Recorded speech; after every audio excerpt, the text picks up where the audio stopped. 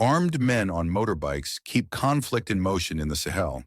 The Sahel, a vast stretch of land across Africa, caught between desert and savanna.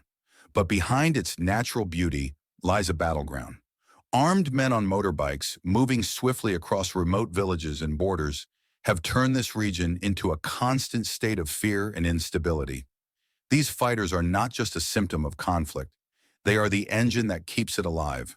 From Mali to Burkina Faso, from Niger to Benin, the roar of motorbikes signals raids, ambushes, and brutal violence.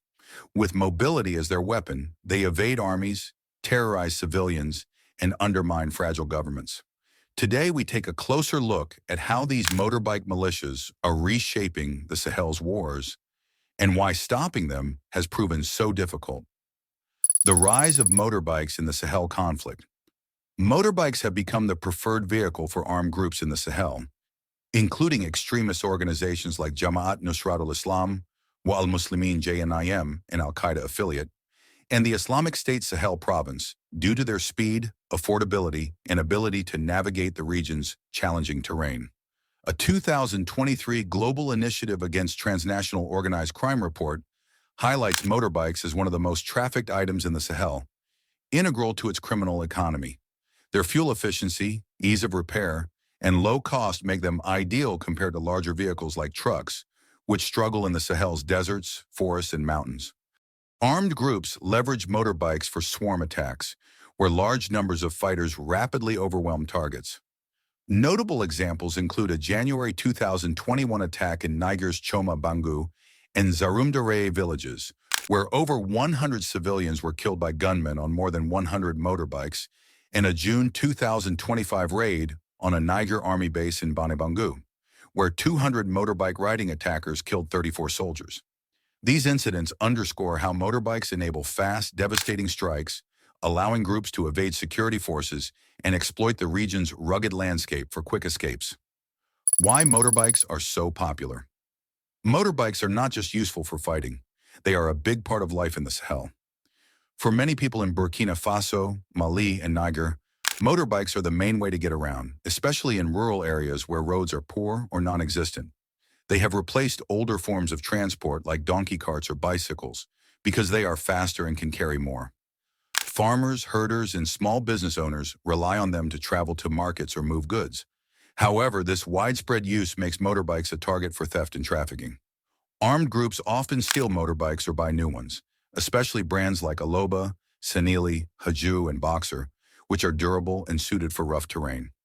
A researcher in Mali estimated that some armed groups buy dozens or even hundreds of new motorbikes each month. These bikes are often smuggled across borders, especially after countries like Benin introduced high taxes on motorbike imports in 2022, pushing the trade underground. The smuggling happens through porous borders, with bikes coming from coastal countries like Nigeria and Togo. Up to 50% of motorbikes arriving at major ports are not declared and end up in the hands of traffickers or armed groups. This illegal trade fuels the conflict by giving groups the tools they need to stay mobile and carry out attacks. Impact on local communities. The rise of motorbikes in conflict has changed how people in the Sahel view these vehicles.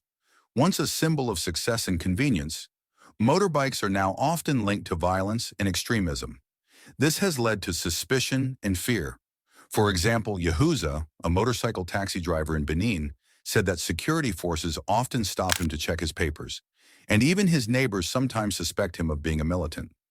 This paranoia makes life harder for ordinary people who depend on motorbikes for their livelihoods. In some areas, governments have tried to stop armed groups by banning motorbikes. Mali, Burkina Faso, Niger, and Benin have used measures like limiting the types of motorbikes allowed, setting curfews, or banning sales and imports. For instance, in June 2021, Burkina Faso banned motorbike riding at night in its East and Sahel provinces. However, these bans have not worked well. Armed groups still find ways to get motorbikes while the bans hurt local economies. Farmers, traders, and students who rely on motorbikes for transport are left struggling, and some communities have even become more vulnerable to extremist recruitment because of the economic impact. The violence itself is devastating. In 2023, over 7,800 civilians were killed in the Sahel, a sharp rise from the previous year. Attacks often target civilians, with groups like Terrorism and Sahel using tactics like sieges, kidnappings, and improvised explosive devices. In May 2025, JNM captured two towns in Burkina Faso, Djibo and Diapaga, and attacked civilian and military targets. In Mali, the withdrawal of French troops and UN peacekeepers has allowed groups like JNM to expand, blockading cities like Timbuktu and attacking local communities. Challenges for governments. The governments of Burkina Faso, Mali, and Niger, now led by military juntas after coups, face huge challenges in fighting these armed groups. The collapse of international support, like the withdrawal of French forces and UN peacekeepers, has created a security vacuum that extremists exploit. Some countries have turned to groups like Russia's Wagner Group for help, but this has led to more violence, including civilian deaths. In 2022, the Wagner Group and Malian forces were linked to mass atrocities in central Mali. Motorbike bans have not stopped the violence either. Data from the Armed Conflict Location and Event Data Project, ACLED, shows that in Burkina Faso, JNM carried out nearly the same number of attacks in 2022 as in 2021, despite the bans. The problem is that these bans are hard to enforce in remote areas, and armed groups adapt by using smaller bikes or smuggling new ones. Meanwhile, the bans hurt civilians more than the fighters. A growing crisis.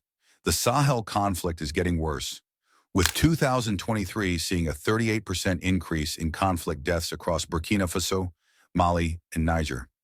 The region's problems, weak governance, corruption, poverty, and climate change, make it easier for armed groups to recruit and operate. For example, climate change affects 80% of the Sahel's agricultural areas, causing fights over land and resources between farmers and herders.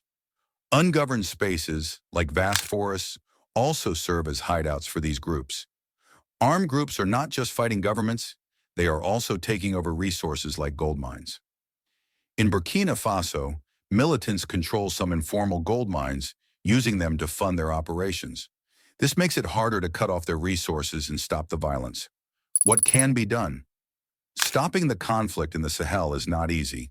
Motorbike bans have failed to slow down armed groups and have hurt local communities instead.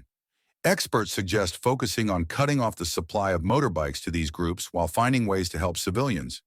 This could mean better border controls to stop smuggling or programs to provide affordable transport for locals. Improving governance, fighting corruption, and addressing poverty and climate change are also critical to reducing the appeal of extremist groups. The Sahel's crisis is complex, with motorbikes playing a central role in keeping the conflict alive. Armed men on motorbikes can strike quickly and disappear, making them hard to stop. For now, the people of the Sahel face a growing threat, and solutions will need to balance security with the needs of ordinary citizens who just want to live in peace. In the Sahel, a motorbike is more than just a vehicle. It's a symbol of power, control, and fear.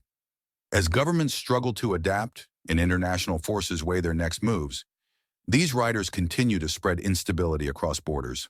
The question remains, can this cycle of violence ever be broken, or will the sound of engines echo across the Sahel for years to come?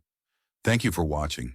If you found this video informative, don't forget to like, share, and subscribe for more deep dives into the world's most pressing conflicts. Your support helps us bring hidden stories to light.